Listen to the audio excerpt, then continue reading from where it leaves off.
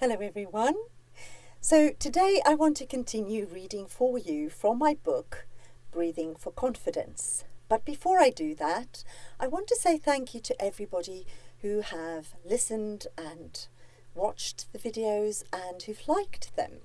So if you do too, that'd be lovely. And even more importantly, if you subscribe to my channel, I can create many more of these videos for you because YouTube thinks I'm fabulous then. So that'd be very much appreciated. So this is chapter 5 and the chapter heading is Practice and Technique. And the little quote for this chapter is, commitment to technique and practice increases your chances of success.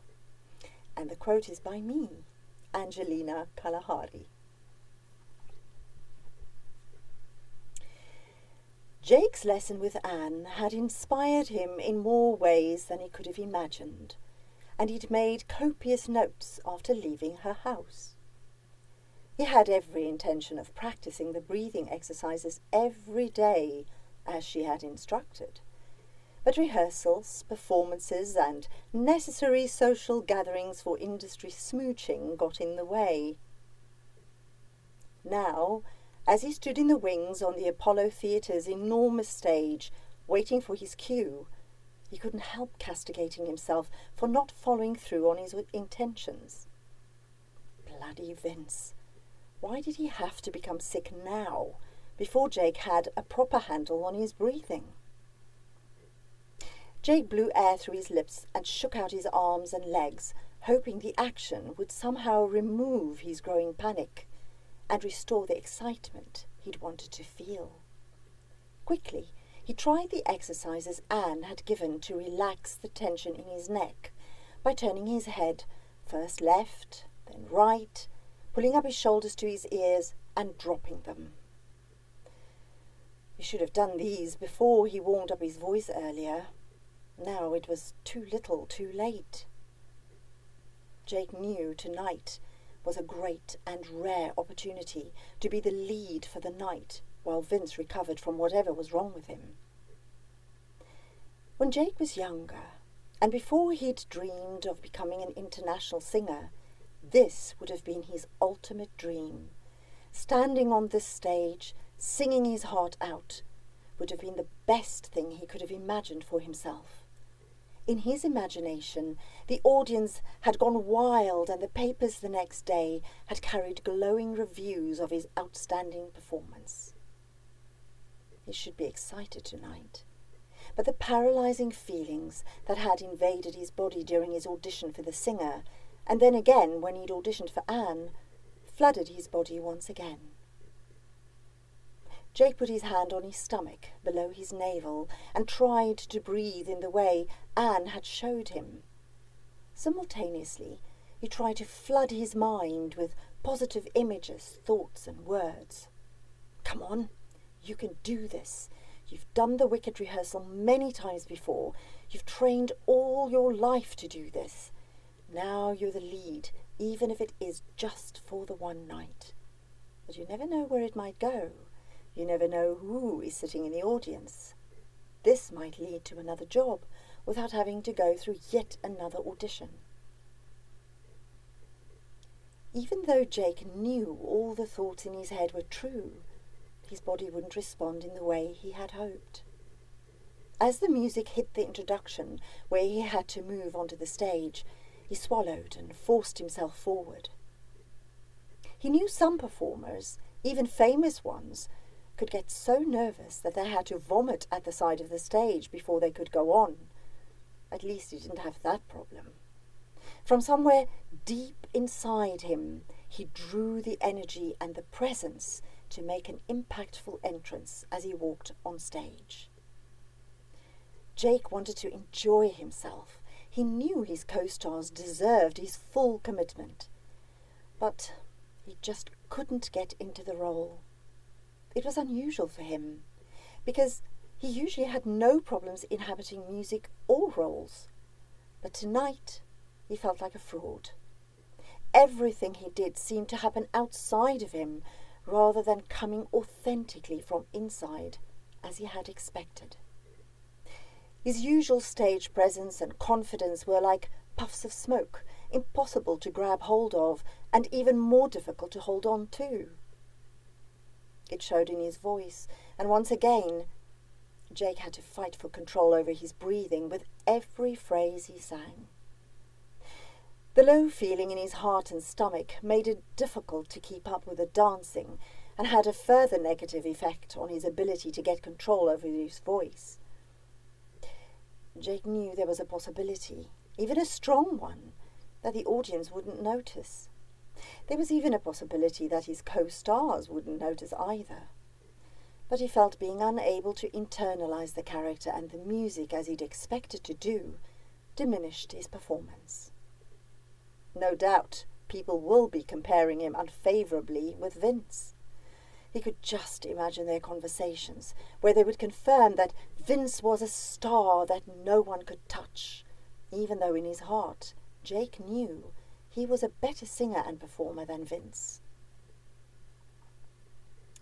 After the extended applause at the end of the show, Jake couldn't wait to get back to his dressing room. He slumped down in his chair and closed his eyes. His body was drenched with sweat, and it wasn't only from the exertion of the performance. Before long, there came a knock on his door. Jake sat up and prepared to take off his makeup as he responded. "Come in." The door opened to reveal Martin standing in the doorway. Martin's face looked like thunder, searching for somewhere to burst. His mousy, spiky hair standing even more on end than usual. Jake's voice sounded distant and tinny to his ears as he spoke. "Hi, Martin. Good of you to come." "I wish I hadn't bothered. What's going on with you?" "What do you mean?" "Your performance was adequate, competent at a stretch, but I expected much more from you, Mr. Tyler. You missed a few important money notes, and where was the massive stage presence that would have overshadowed Vince's reputation? I know the talent I signed was capable of a lot more than what you showed us tonight. I felt you were just going through the motions, and that you were far away on another planet. I don't suppose you realize how important this night was for you and for me. It would have catapulted you into stardom and cemented my status as a prominent agent. I thought that's what you wanted, isn't it?" The sigh that escaped Jake's lips agreed with Martin's words, but Jake wouldn't allow Martin to intimidate him. "I'm sorry you feel that way, Martin. I'm going through something right now. Of course, I know this is an important night, and I'm sorry I disappointed you." Martin walked further into the room and shook his head. "You should feel disappointed in yourself, Jake. I know many performers who would give their front teeth for an opportunity such as you had tonight. I don't know what you're going through, and I don't care, but you have to get a grip, young man. First, you auditioned for the singer without informing me, and now this lackluster performance tonight. Putting you up for the understudy in this role also impacts my reputation, you know." Martin sat down in the chair opposite Jake and leaned forward, his elbows on his knees and his fingers intertwined between his knees. Jake couldn't decide if Martin's posture was aggressive or imploring. "Jake, you're a great talent. That's why I signed you to International. I still believe in you, but you have to get a grip on yourself. I have a great vocal coach I think you should see." "I just started seeing an amazing coach, so I have a lot of work to do." "I appreciate everything you've done for me so far, Martin, and I'm truly sorry to disappoint you." Martin narrowed his brown eyes as he contemplated Jake. After what seemed like ages to Jake, Martin sat up, as though he'd come to a conclusion. "Okay, the theatre is dark tomorrow. I hope your vocal coach is as good as you say. I suggest you work with her and fix everything. I can't imagine Vince will be well enough to sing on Tuesday, so you have your last chance then. You know what this industry is like, Jake. No one gets a second chance. Use yours well. Anne Kelly has accepted me as a student. Martin nodded as he got up. Good. That's excellent. If anyone can fix you, she can. When Martin reached the door, he turned around. I mean it, Jake. Use the opportunity well. Don't let me regret it. Thanks, Martin. Good night. As Martin closed the door behind him, Jake slumped back in his chair. He prayed Anne could see him at such short notice. It was too late now to text her. He'd have to do it first thing in the morning. Just as he reached for some products to finish removing his makeup, the door opened again. The stage manager came in, holding his notes in her hand. Her face was too serious for Jake's liking. She placed the sheets of paper in front of him. Your notes for tonight, Jake. I just saw Martin, and he said you'll be playing Fiyero again on Tuesday. I hope you'll be able to get it together by then.